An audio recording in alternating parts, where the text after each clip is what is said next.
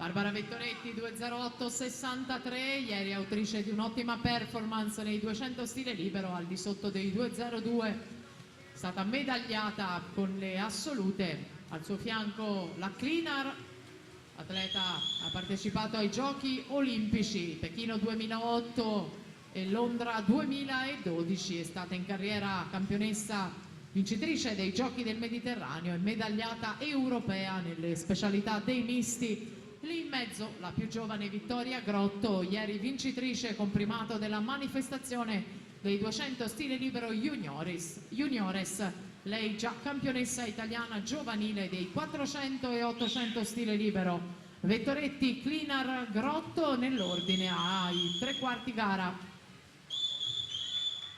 Ultime 4 vasche di questa ultima batteria femminile per decretare poi le 8 finaliste. Si preparano intanto i 400 stile libero maschili, entra in scena la prima batteria in programma.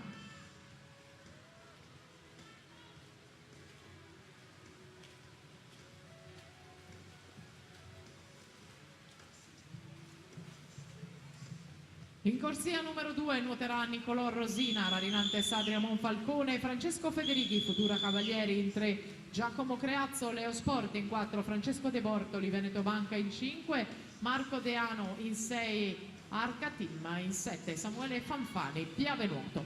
Tanto il testa a testa fra Ania Klinar e Barbara Vettoretti, Klinar che non ci sta a stare nelle retrovie con la Vettoretti che però gode di un ottimo stato di forma. L'esperienza della Klinar fa la differenza nel tocco finale, 4:19.92 per lei, il miglior tempo di qualificazione. Vettoretti 4:20.06, Grotto 4:22.27.